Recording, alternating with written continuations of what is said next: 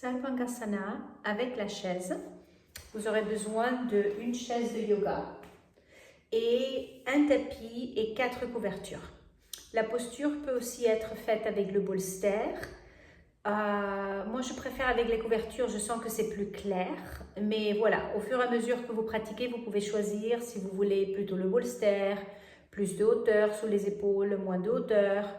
Il y a différents ajustements qu'on peut faire, mais ça peut être un point de départ. Et toujours être ouvert à changer un peu l'installation pour que ça soit correct pour votre morphologie. Là, je vais mettre le tapis plié en 4. Je le plie en 2 et en 2 à nouveau sur l'assise de la chaise. Et ça couvre juste autour de l'assise. Voilà, ça ne descend pas plus que ça. Une couverture, je m'assure que ma chaise est bien droite, bien centrée. Pas trop près du mur. Je ne vais pas me servir du mur du tout. Donc voilà, je m'éloigne un petit peu du mur. Une couverture comme ceci qu'on va offrir une fois.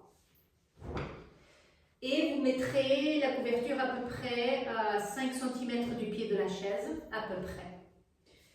Et ça va être sous les épaules. Donc ces couvertures-là, ça c'est le pli standard des couvertures.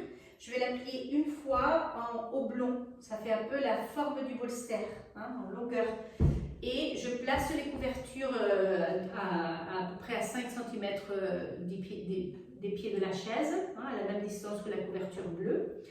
Et le côté fermé, plié fermé vers la tête, le cou, vers le cou. Mon cou va être de ce côté-là.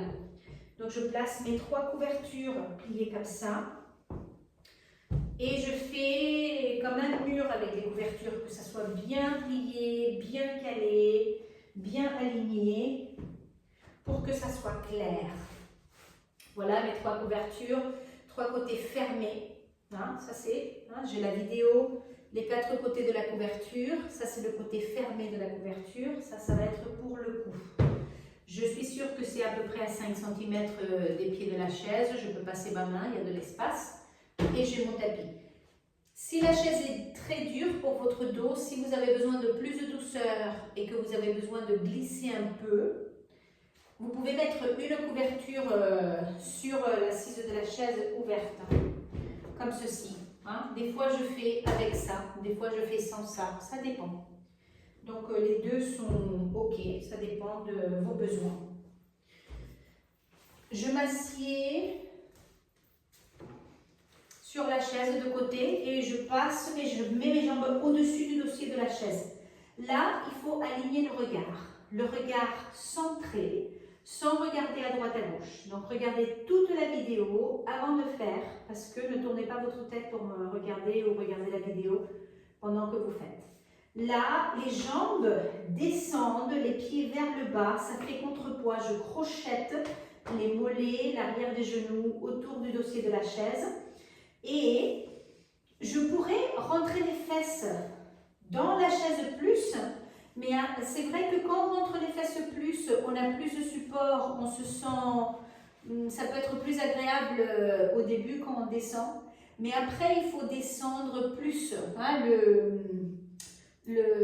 l'endroit où on va poser les épaules est plus loin, donc à voir. Des pros et des contre. Donc avec la pratique, on se rend compte de ces choses-là.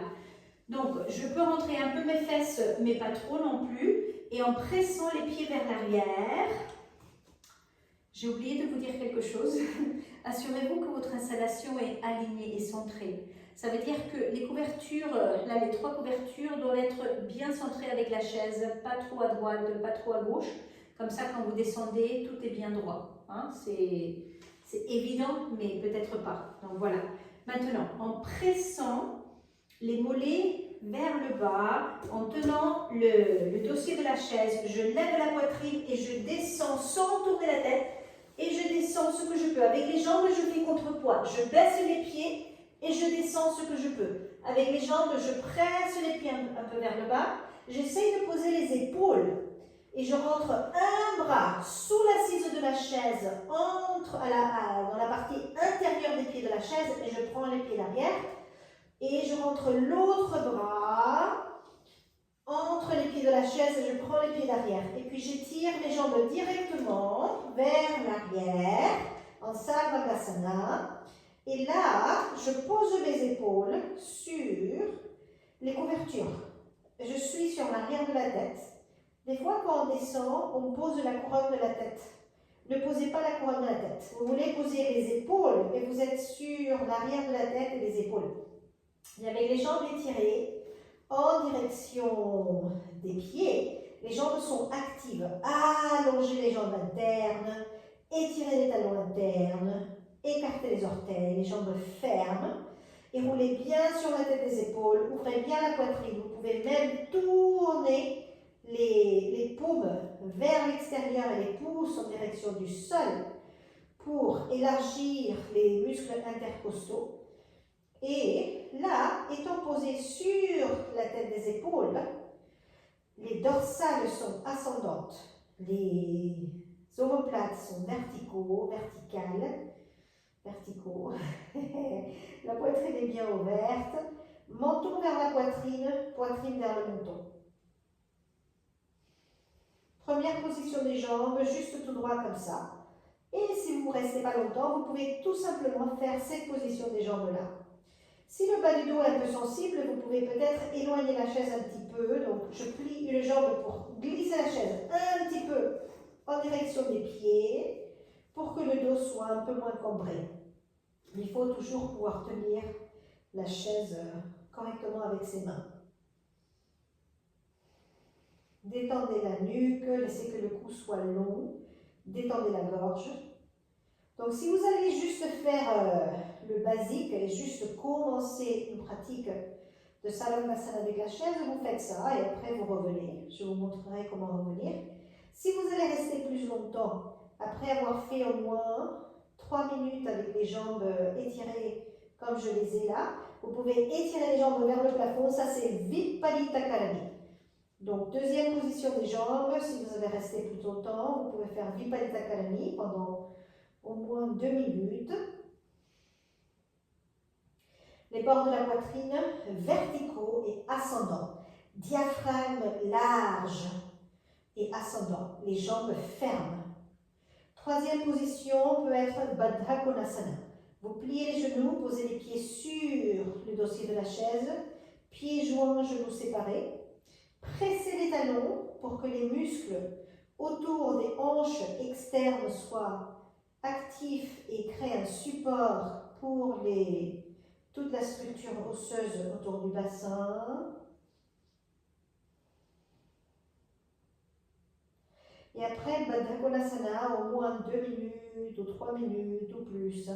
Si vous voulez continuer, rester plus longtemps, vous pouvez faire Swastikasana. Donc, vous ramenez les genoux ensemble, vous étirez les jambes juste un moment. Et puis, vous croisez les jambes en Swastikasana, tailleur. Et vous crochetez les orteils autour de la barre du dossier de la chaise pour ouvrir les hanches frontales, les cuisses frontales. Et vous glissez les pieds en direction de l'assise autour de la barre du dossier de la chaise. Ça peut être une bonne préparation pour ouvrir pour Padmasana. Et puis doucement vous revenez, vous étirez les jambes, vous faites le deuxième croisement des jambes. Le regard silencieux, la gorge détendue, la langue détendue. Respiration consciente. Et là, ayant croisé les jambes, je tiens avec les orteils le dos des orteils, pas le dessous des orteils, mais côté ongle, le dos des orteils, je crochette autour du dossier, la barre du dossier de la chaise. Et puis doucement, on revient, on étire les jambes à nouveau. Donc, ça vous fera au moins 10 minutes ou plus, hein, si vous faites plusieurs minutes par position des jambes. Pour revenir, vous pouvez relâcher les jambes un peu, sortir un bras et prendre le pied d'avant, sortir l'autre bras, prendre le pied d'avant. Et puis les mains côté tête pour descendre doucement pour ne pas glisser tout d'un coup. Donc vous tenez avec les mains le sol, vous contrôlez la descente et avec les jambes, vous contrôlez la chaise un peu et vous glissez vers votre tête et vous posez les fesses sur les couvertures qui étaient sous les épaules. Et puis, vous pouvez éloigner la chaise un peu pour poser les mollets sur l'assise de la chaise. Assurez-vous que ce qui est sous les fesses est juste sous les fesses. C'est pas sous le bas du dos. Si le t-shirt presse votre gorge trop, ben, vous l'enlevez. Hein. Allongez la nuque, relâchez les bras. Vous pouvez fermer les yeux maintenant. Ils étaient ouverts hein, pendant toute la posture. Et là, vous vous détendez, les yeux fermés si vous voulez.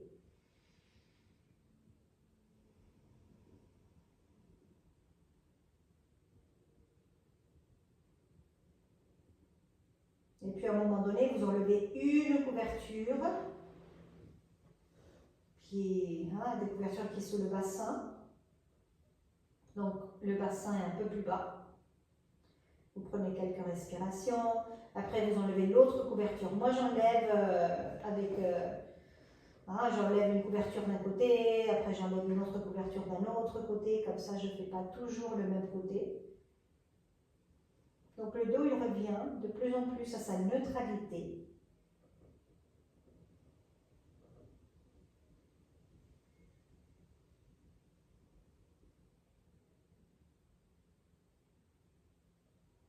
Et quand on revient de Sarvangasana, on le fait doucement. On n'a même pas envie de tourner la tête soudainement. Donc ne tournez pas la tête, sentez votre corps, soyez connecté avec votre respiration. Et puis doucement, quand le corps est prêt pour revenir, vous étirez le bras droit au-dessus de la tête, genou vers la poitrine et vous roulez sur la droite et la tête posée sur le bras. Laissez que la tête reste posée. Ne levez pas la tête tout de suite. Les yeux ouverts, le regard posé en direction du sol. Genoux légèrement vers la poitrine et sentez la rondeur du dos. Langue détendue.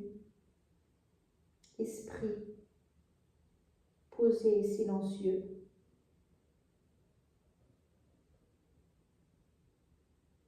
Et puis en laissant que la tête traîne, si vous posez le regard vers le sol, ça aide pour ne pas lever la tête. Pressez la main gauche, pressez la main droite pour revenir. Et puis à la fin, vous levez la tête. Donc c'est une posture qui vous offre une détente assez importante, mais c'est pas facile de rentrer dans cette position si on n'est pas habitué. Cette histoire d'aller en arrière dans le vide au début, si on n'est pas habitué, ça peut être perturbant. Donc il faut le pratiquer pour s'habituer. Hein. Il y a différentes phases d'une posture. Il y a la phase d'apprentissage où on est un peu perdu, on prend ses repères, on n'est pas sûr comment faire. Ça, c'est c'est la première phase des postures. Et comme il y a beaucoup d'accessoires quand même pour cette position, cette phase, elle peut être très présente. Après qu'on passe cette première phase, il y a la phase de pratique où on est dans la posture. Et on est présent et on peut plus profiter des effets de la posture parce qu'on n'est pas dans cette situation où on n'est pas sûr qu'est-ce qui va se passer, on est perdu. Donc c'est pour ça que la pratique est importante parce que si on le fait seulement en cours, de temps en temps, on est toujours un peu dans cette phase de découvrir et d'apprendre. On n'a pas une habitude de pratique et l'habitude de pratique va faire que notre expérience va être complètement différente. Donc voilà, pratiquez. Et si vous sentez que la chaise va basculer vers votre tête, allez-y doucement, parce que c'est possible, c'est pas impossible que la chaise bascule vers la tête. Peut-être que vous avez besoin de plus de hauteur sous les épaules, et des fois, quand on ajoute de la hauteur sous les épaules, on a besoin d'ajouter un petit peu de hauteur sous la tête, mais ça dépend de la morphologie. Et servez-vous des jambes en direction du sol et des pieds pour faire contrepoids, parce que s'il y a trop de poids qui va vers la tête, voilà. Et on pourrait se servir du mur pour faire la posture, mais il y a plus de chances qu'on bascule si on se sert du mur. Donc, peut-être ne vous servez pas du mur au début, voilà. Mais après, quand on étire les jambes, les pieds peuvent être contre le mur. Et si les aines, les hanches frontales, les cuisses sont raides, hein, s'il y a une raideur de musculature là, dans toute cette zone-là, quand on descend, hein, quand on est en train de rentrer dans la posture et tout ça est pris, il peut y avoir plus de chances de basculer vers la tête. Donc détendre ça, détendre l'abdomen, respirer et peut-être ajouter plus de hauteur sous les épaules pour avoir à descendre moins et moins de chances que tout bascule dans ce sens-là. Si vous avez des questions, n'hésitez pas à m'écrire des commentaires, comme ça je ferai au mieux pour répondre à des questions. Mais avant de poser des questions, pratiquez. Pratiquez plusieurs fois, essayez plusieurs fois et vous allez découvrir des choses au fur et à mesure. Beaucoup de questions, vous trouverez les réponses à travers la pratique. Ok? Bonne pratique.